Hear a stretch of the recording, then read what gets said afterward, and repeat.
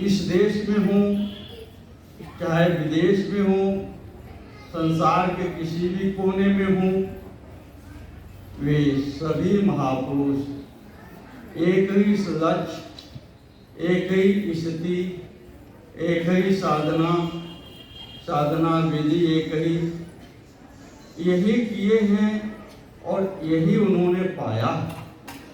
सभी महापुरुषों ने एक ही ईश्वर का साधन भजन किया है और एक ही ईश्वर को प्राप्त किया है।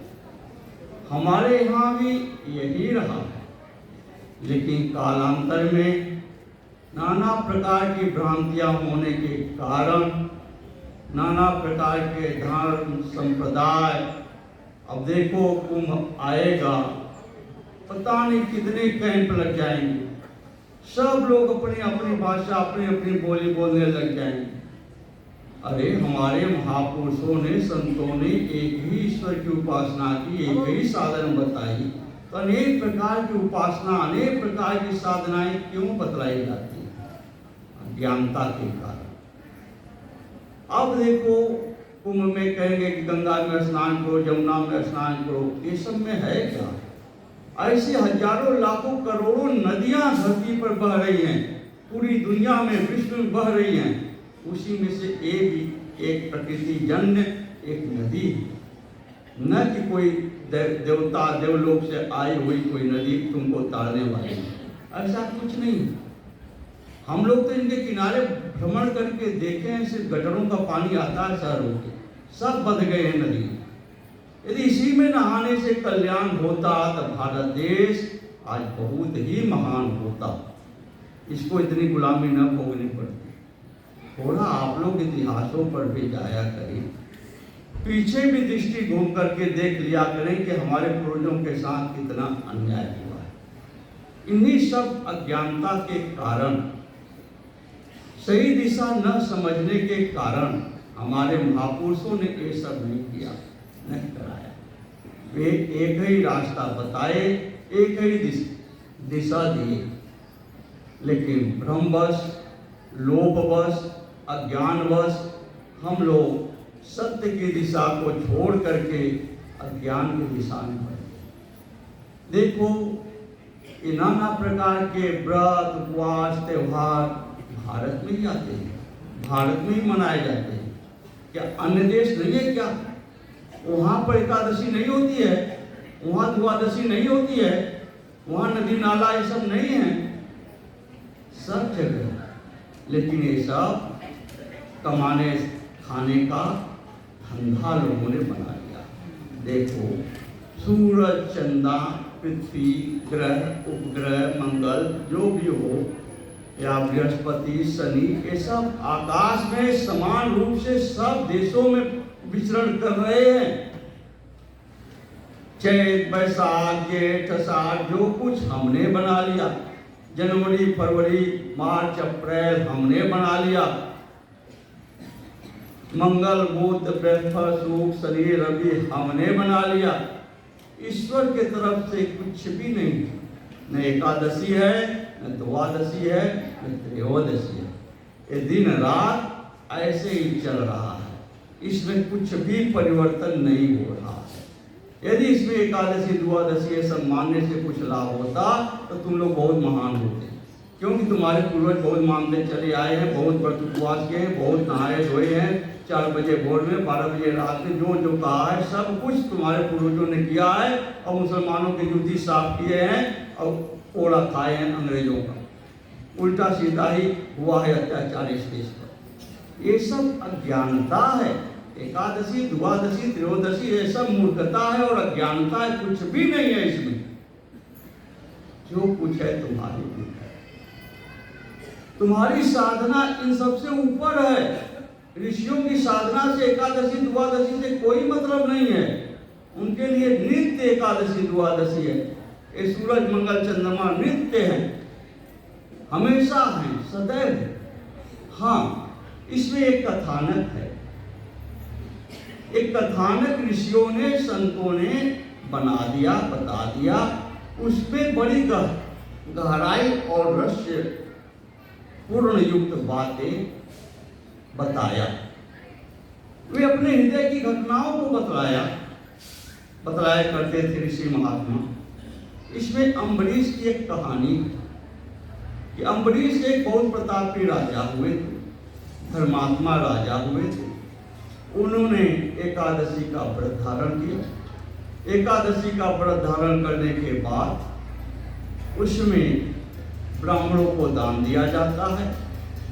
दान देने के बाद, खिलाने के बाद फिर पारण किया जाता है। जो पारण समय पर सब कुछ कर लेता है वे अपने स्वरूप तक की दूरी तय कर लेता है। तो अम्बरीश ने इस व्रत को किया। उन्होंने पूरा एकादशी का व्रत भली प्रकार कर लिया। पारण के दिन दुर्वासा ऋषि को निमंत्रित किया था, तो उनको भोजन करा करके तब वे पारण करेंगे। दुर्वासा ऋषि आ गए अपने शिष्यों के साथ, संत समाज के साथ, लेकिन उन्होंने कहा कि भाई हम स्नान करके तालाब में आते हैं। वे स्नान करने चले गए और इधर द्वादशी लगने लग गया। द्वादशी पूरा होने लग रहा है। जो पारण का समय है वो समय पूरा होने जा रहा है। ब्राह्मणों से पूछने पर अम्बरीश ने कि भाई समय पर यदि वे पारण नहीं करते हैं तो वे एकादशी का व्रत पूर्ण नहीं होता, तो क्या करना चाहिए? उन्होंने तुलसी का पत्ता अपने मुख में रख दिया। समय पर पालन हो गया। उधर दुर्वासा ऋषि समझ गए और आ गए और श्राप देने लग गए। अरे अम्बरीश, तूने मुझे बुला करके, निमंत्रित करके मुझे भोजन कराए बिना तूने पालन कर लिया। और तुरंत उनके ऊपर एक कृत्या नाम की राक्षड़ी छोड़ दी। अम्बरीश ईश्वर के भजन में लगे रह गए, प्रार्थना करते रह गए ईश्वर से। यक्षिणी आई। उस यक्षिणी ने अम्बरीश का कुछ नहीं बिगाड़ पाया, बल्कि हुआ क्या कि अम्बरीश के तरफ से एक चक्र आ गया। चक्र आया और यक्षिणी का पीछा किया। यक्षिणी भगी। जब यक्षिणी का काम नहीं हुआ तो दुर्वासा के ऊपर ही झपटी, दुर्वासा को समाप्त करने के लिए। दुर्वासा भी भगे, भागते रहे आगे आगे दुर्वासा, पीछे पीछे यक्षिणी और उसके पीछे चक्र। देखो एक कथा बना दिया। यह आध्यात्मिक कथा है, ये साधनात्मक कथा है। बहुत गहरा इसमें उपदेश है आप लोगों को। एक भक्त को कैसे होना चाहिए। भक्त को कभी किसी से नहीं डरना चाहिए। यदि डरना है तो अपने कर्म से डरो, अपने कर्तव्य से डरो। हमारा कर्म यदि उज्जवल है, हमारा कर्म यदि सही है, तो हमारा कोई बाल बाका नहीं कर सकता। यदि कर्म हमारा खराब है तो हम कुछो के तनो धर्म कर्म करेंगे, कर्मवा हमारे ऊपर आएगा, उठा करके एक दिन पटकेगा। धर्म कर्म का फल अलग रहेगा, उसका अलग पुण्य आपको मिलेगा, लेकिन बुरे कर्मों का भी फल मिलेगा। इसमें कर्म पर प्रधानता दी जा रही है इस कथानक के माध्यम से। फिर चक्कर काटते रह गए, घूमते रह गए, लेकिन कहीं उनको शांति नहीं मिली। सब जगह घूमते, फिर अंत में नारद जी के शरण में गए। नारद ने कहा तुलसी अपने भक्त अम्बरीश के शरण में जाओ। दुर्वासा जी गए अम्बरीश के शरण में, लेकिन अम्बरीश पहले ही दुर्वासा को साष्टांग दंडवत प्रणाम कर। तो देखिए कथानक के माध्यम से महात्माओं ने बताया साधना की चरमोत्कृष्ट अवस्थाओं को थोड़े से में, थोड़ी सी कथानक में बहुत बड़ी गहराई भर दी। हमें भजन करना है, साधन करना है, नाम का जाप करना है, स्वरूप का चिंतन करना है। कितना करना है, कैसे करना है? इतना करना है कि हमें अम्बरीश बनना है।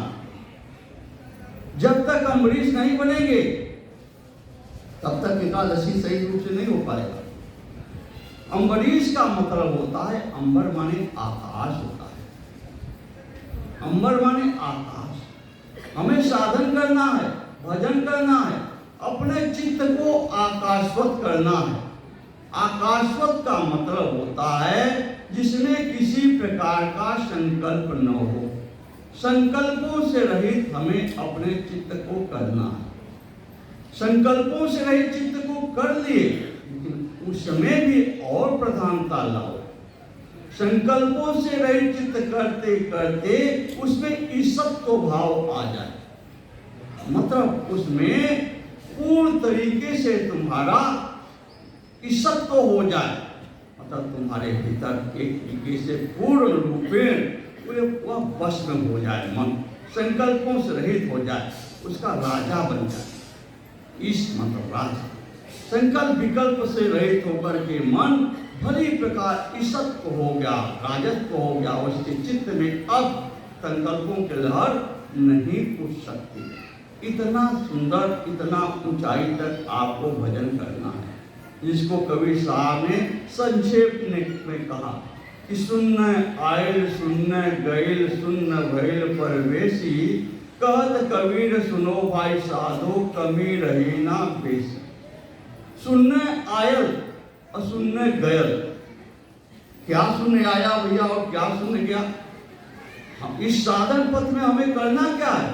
महात्मा लोग बहुत छोटे छोटे में बहुत बड़ी बड़ी बातें बता ले जाते हैं समझने के लिए। भाई कोई महात्मा ही रहेगा, महापुरुष है। हम लोग जो बोल रहे हैं, इतना बकवास जो बता रहे हैं, कि हम लोगों की नहीं है। एक गुरु महाराज की कृपा है, गुरु महाराज के द्वारा सुना होगा, गुरु महाराज की वाणी है। सुनने आए सुनने गए, हमें अपने चित्त को शून्य करना है, जीरो करना है। शून्य माने जीरो, जीरो करना है। और सुनने गए, शून्य को हटाना है। शून्य क्या है? ये दुनिया जिसे कहते हो, जिसमें दिन रात लगे हुए हैं, दुनिया जिसे कहते हैं कागज का खिलौना है, मिट्टी का खिलौना है। कागज का हो जाए तो मिट्टी है, हो जाए तो मिल जाए तो मिट्टी है, खो जाए तो सोना है। दुनिया जिसे कहते हैं कागज का खिलौना है, हो जाए तो मिल जाए तो मिट्टी है, खो जाए तो सोना। आप दिन रात प्रयत्न करके दुनिया में ही तो दौड़ रहे हैं। इसको महापुरुषों ने कागज का खिलौना बताया। ये यदि कागज का खिलौना है, मिल जाए तो है क्या? मिल गया तो मिट्टी ही है। यदि कहीं दुनिया खो गया तो सोना हो गया। आप आकाशवत हो गए, आप ईशत्व हो गए, आप अम्बरीश हो गए, आपका चित्त शांत हो गया। जब तक आपके चित्त में इस दुनिया के संकल्प लहर अगल बगल कर रहे हैं, तब तक आपका चित्त आकाशवत नहीं।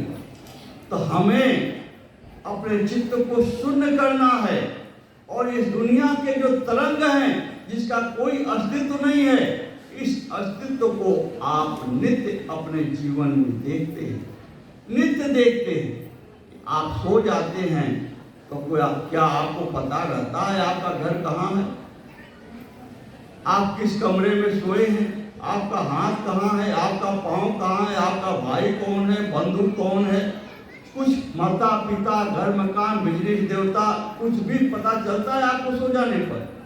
पता नहीं किस स्वप्न में कहाँ रहते, उसमें वही सब सत्य दिखाई देता है।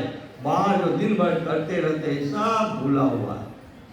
आप सो गए हैं, इस दुनिया को खो दिए हैं, आप दूसरे दुनिया में चले गए। लेकिन जग जाते हैं तो फिर लगता है ये लड़का तो हमारा है, ये पत्नी हमारी है, भाई हमारा है, मकान हमारा। नित्य आप मर रहे हैं, नित्य आप जी रहे हैं, आप अपना प्रलय नित्य देख रहे हैं। फिर भी हम जो रात्रि का प्रलय है, उसको दिन को फिर साफ मान लेते हैं, यही हमारा, बस यही हमारी भूल है। संत महात्मा लोग इस दुनिया को जादू का खिलौना बताया, मिट्टी बताया, और कुछ भी नहीं। ये जादू का खिलौना है, मिल गया तो मिट्टी है, खो गया तो सोना। तो हमें इस दुनिया जो जीरो है इसको त्यागना है, और पाना क्या है? चित्त को हमें जीरो करना है, त्यागना भी संसार रूपी जीरो को है, और पाना भी हमें क्या है? जीरो। शून्य आयल शून्य गैल शून्य भैल परवेश ही, कहत कबीर सुनो भाई साधो कमी रही ना पेश। शून्य में प्रवेश करना है। शून्य है कौन? Zero is God. जब स्वामी विवेकानंद से जीरो पर प्रश्न दिया गया विदेश में, प्रश्न बताते चले जाओ तो बहुत लंबी कहानियां याद आती चली जाएगी। तो उन्होंने सोचा जीरो पर क्या बोले। उनके गुरुदेव ने दर्शन दिया, कहे तुम बोल, हम तो सामने हैं, तुम्हारे पास है। तुरंत उन्होंने माता बहनों से शुरू किया, और जीरो इसका जीरो एकमात्र परमात्मा है, और सब में हलन चलन है, लेकिन जीरो में कोई हलन चलन नहीं। हमें शून्य होना है, उस परमात्मा पर दूरी तय करना है। कुछ परमहंस महाराज इसी को कहा करते थे, हो कतहूं कुछो नहीं है रे, आकाश है, पोल है, शून्य है, कहीं कुछ भी नहीं है। उसको पा जाने के बाद जीरो ही जीरो, शून्य ही शून्य। देखो भाई, हमारे ऋषियों ने जो अम्बरीश की कथानक बताई है, तो अम्बरीश का मतलब है कि अपने चित्त को भली प्रकार आकाशवत कर करके उसमें ईशत्व प्राप्त कर लो, उसमें भली प्रकार प्रभुता जमा लो, या कोई संकल्प न उठने पावे। ये तो हो गया हमारा व्रत, चित्त एकाग्र होना। व्रत तो हो जाएगा, लेकिन हमें अब इस व्रत को पूर्ण कर देना। भली प्रकार पूर्णति कब होगी? जब हम पारण कर लेंगे, इससे भली प्रकार संकल्पों से पार पा जाएंगे। इन संकल्पों से पार पाने के लिए हमें क्या करना है? चित्त एकाग्र हो गया, शांत हो गया, आकाशवत हो गया, लेकिन अभी कहीं न कहीं जीवित इधर उधर है।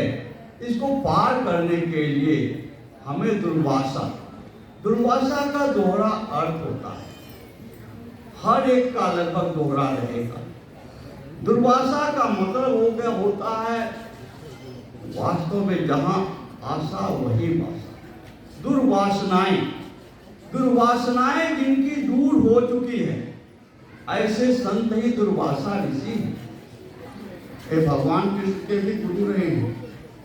युद्ध भूमि में जाने के पहले भगवान कृष्ण को पूरे शरीर में दही लगाए, जहां जहां हम तुमको दही लगा देंगे किसी भी बाण का कोई प्रभाव नहीं पड़ेगा। लेकिन तलवार में कहां से दही लगा? मैं गुरु जी थे, तो तलवार में दही नहीं लगा पाए, तो अंत में देखो भगवान कृष्ण को पहलिया का बाण तलवे में जाके लगा, जैसा कथानक है। वहां पर उनको जाके शरीर शांत हुआ, लेकिन इतना प्रहार हुआ भगवान कृष्ण का, एक वहां चिढ़ा लेंगे। तो दुर्वासा का दोहरा गुण है। भजन चिंतन हम करते हैं, क्यों? अपने वासनाओं को दूर करने के लिए, अपने चित्त को आकाशवत करने के लिए। चित्त भली प्रकार आकाशवत हो गया, दुर्वासनाएं दूर हो गई, लेकिन अब इसको भली प्रकार त्याग करना है। दुर्वासनाओं को त्याग तो कर देना है। जरा सा भी यदि लापरवाही करेंगे तो वही दुर्वासनाएं फिर दुर्वासनाएं के रूप में आ जाएंगी। जो वासनाएं दूर हो चुकी हैं फिर वो आ जाएंगे यदि लापरवाही करेंगे तो। अम्बरीश ने कोई लापरवाही नहीं किया, पूरा समय का पालन किया, द्वादश का भली प्रकार मन से इंद्रियों पर संयम कर लिया। 10 इंद्री 5 कर्म, 5 ज्ञान इंद्री और 1 मन, इन्हीं का संयम करना है। इनका संयम कर लिए भली प्रकार और चित्त एकाग्र हो गया। और तुलसी के पत्ता खाने का मतलब अपने भीतर सारे ब्रह्मई आचरण को संयमित करना। ब्रह्मई आचरण का ब्राह्मणों का मतलब होता है अपने भीतर ब्रह्मई आचरण का संयम करना। ब्रह्मई आचरण का मतलब जानते हो लोग क्या सोचते हैं कि ब्राह्मणों की पूजा करना है, किसी की पूजा करना, कुछ नहीं होता है। ब्रह्मई आचरण का मतलब होता है कि हमारे जो भजन का नियम संयम है, उठना, बैठना, सोना, जागना, खाना, पीना, देखना, सुनना, सब पर हमारा भली प्रकार संयम हो जाए। वाणी कितना बोलना, नहीं बोलना, कैसे करना, क्या करना, ये सब हमारे ब्रह्मई आचरण के अंतर्गत आएंगे। यही हमारे विप्र हैं, जो प्रकृति पर विजय प्राप्त दिलाने वाले हैं, वही विप्र हैं। इन सब संयमों के द्वारा, नियमों के द्वारा हम अपने भीतर आचरण करते रहेंगे तो हमारे भीतर ये विप्र आती रहेगी। ये साधक जब चित्त आकाशवत, भाई एक भी यदि हमारा संयम खंडित है तो चित्त आकाशवत नहीं हो सकता। तो हमने सारे संयमों को भली प्रकार कर लिया, चित्त आकाशवत और उसमें ही सत हो गया। तो तुलसी का पत्ता, तुलसी का पत्ता का मतलब अब उसका भली प्रकार त्याग हो गया। हर संकल्पों का अब साधक के चित्त पर कोई भी संकल्प प्रवाहित नहीं हो सकता। यही तुलसी का पत्ता खाने का मतलब है। अब वो व्रत पूर्ण हो गया, चित्त भली प्रकार शांत हो गया, अब कहीं से कोई विकार नहीं आ सकता। अब वहां पर दुर्वासा है, अब वहां देखो परीक्षा के तरीके से देखो कि फिर तुरंत दुर्वासा ऋषि आते हैं तो वो करते क्या है, अब दुर्वासनाएं पैदा कर देते हैं। अब वो दुर्वासनाएं कुछ नहीं कर सकती उनकी, क्योंकि चित्त आकाशवत होकर के उसका भली प्रकार त्याग कर चुका। अब कृत्या कर्म आएंगे, कर्म कुछ नहीं करेंगे। क्यों? कि साधक साधन चक्र में लगा हुआ है। साधन चक्र है क्या? नाम, रूप, लीला, धाम, बस ये यही संपूर्ण साधना है और कोई साधना नहीं है। नाम का जाप करो, वैखरी मध्यमा पश्चंती परम आवश्यक है। वैखरी व्यक्त करो, खूब कीर्तन करना चाहिए, नित्य कीर्तन करना चाहिए। ओम ओम ओम ओम ओम ओम ओम ओम, खूब कीर्तन। तो भैया इसका खूब जापते हैं, प्रयास करते हैं और बल भी देते हैं भक्तों को। गीता पाठ अवश्य करना चाहिए, शास्त्रों का चिंतन अवश्य करना चाहिए, लेकिन यही पढ़ते रहे इतने से काम नहीं चलेगा। नित्य एक पन्ना दो पन्ना पाठ करवाना हमें नहीं पसंद कि हम गीता पाठ करवा रहे हैं, गीता पाठ घरे घरे गीता पाठ हो रहा है ना, ये भी एक धंधा खुल रहा है, जबरदस्त धंधा हो रहा है, कुछ भी नहीं हो रहा है। देखो हम खुल के बोलते हैं, मैं हमें तुमको किसी का डर भय नहीं लगता। ये धंधा ही धंधा है, आश्रम का एक तरीके से पतन की तरफ ही जाने के रास्ता है। पाठ कराना, पाठ करो। जिस भक्त को है अपने घर में कोई भी प्रयोजन कर रहे हो, पूरे परिवार के लोग बैठ करके गीता का पाठ करो, उससे तुम्हारा कल्याण होगा, तुम स्वयं समझोगे। यदि पाठ कराओगे तो जो आ रहे हैं जा रहे हैं उन्हीं की व्यवस्था में रह जाओगे और तुम न सुन पाओगे न समझ पाओगे। और गीता पाठ करने से ही काम नहीं चलेगा। नित्य पढ़ते रहो कि हमें बनारस जाना है, यहाँ से चुनार जाना है, नारायणपुर जाना है, टिंगरा मोड़ जाना है, वहाँ से ऐसे मुड़ना है, ऐसे करना है, कबो नहीं पहुँचोगे। लेकिन चलना शुरू कर दोगे तो एक दिन अवश्य पहुँचोगे। तो गीता पाठ अवश्य करो, नित्य एक पन्ना दो पन्ना चार पन्ना पढ़ना चाहिए। हर भक्त को, हर मनुष्य को पढ़ना चाहिए, नित्य पढ़ना चाहिए, लेकिन उसके बताए हुए मार्ग पर भी चलने का प्रयास करना चाहिए कि 1 घंटा आधा घंटा बैठ करके नाम का जाप करना चाहिए। गीता हो, चाहे उपनिषद हो, चाहे ब्रह्मसूत्र वेदांत हो, चाहे पतंजलि योग दर्शन हो, सब ने ओम पर बल दिया है। तो ओम ओम ओम ओम ओम ओम ओम ओम ओम ओम ओम ओम। अपने घर में नित्य कीर्तन करना चाहिए। घर परिवार के लोग शाम को आरती करें गुरु महाराज का बैठ करके और 10 मिनट बैठ करके ओम का कीर्तन करें। तो इसमें क्या होगा जानते हो? परिवार में 10 लोग रहते हैं ना, तो कुछ न कुछ खटपट खटपट होता रहता है। 4 डगरी रहती है तो खटपट कुछ होता रहता है। एक साथ बैठ करके नाम का जाप कर लिए, दिन भर का मलाल खत्म। फिर बैठ के हो सके तो श्वास का चिंतन अवश्य करना चाहिए। वैखरी के जाप में कभी नहीं घबराना चाहिए कि वैखरी का जाप हल्का है। वैखरी का जाप ही सबसे महान है और यही सबसे अंत तक ले जाएगा। भरत को कल राम मिलने वाले थे और आज जाकर के हनुमान देख ले तो भरत क्या कर रहे? राम राम राम राम राम जप रहे, प्रभु का नाम ही जप रहे। इसलिए नाम का जाप ही आपको अंतिम तक ले जाए। इसलिए नित्य नाम का जाप करना चाहिए। वैखरी मध्यमा पश्चंती परा, नाम रूप सदगुरु महापुरुष के स्वरूप का ध्यान करना चाहिए और एक ईश्वर में संपूर्ण विश्वास करना चाहिए। नाम रूप लीला, जहाँ रूप पकड़ोगे सदगुरु मिल जाएंगे तो वो भीतर से जागृति प्रदान करेंगे, अनुभव देने लग जाएंगे, वो लीला हो जाएगा।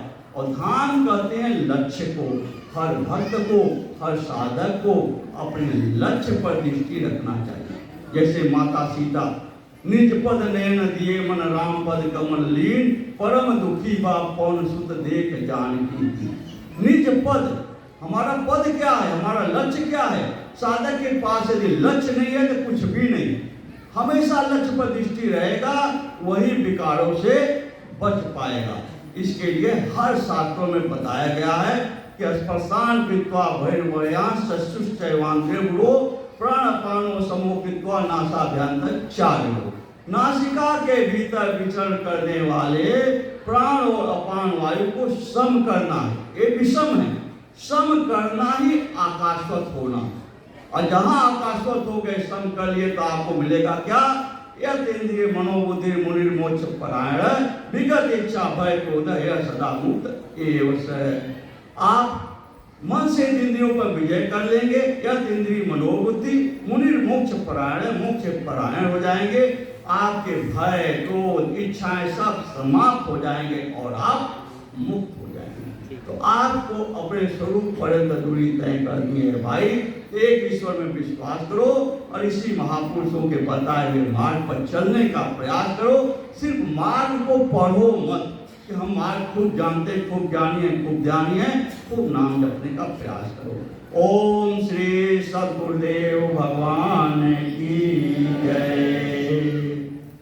बोलिए श्री सद्गुरुदेव भगवान की जय। अभी आप लोग श्री अकेलानंद जी महाराज के द्वारा सुने कि अम्बरीश की कथा का आध्यात्मिक स्वरूप क्या है।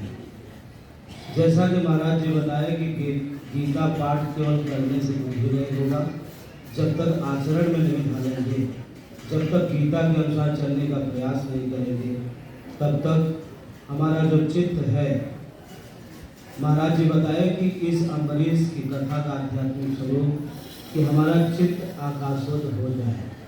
और चित्त के आकाशवत होने में जब तक अनन्य भाव से परमात्मा के प्रति लगेंगे नहीं, तब तक ये संभव नहीं है। उसके लिए एक परमात्मा के नाम का जप और ऐसे सद्गुरु के प्रति समर्पित भाव से लगने की जरूरत है। अब एक भजन होगा श्री बालक बाबा जी का, तत्पश्चात सत्संग का होगा। श्री बालक बाबा जी।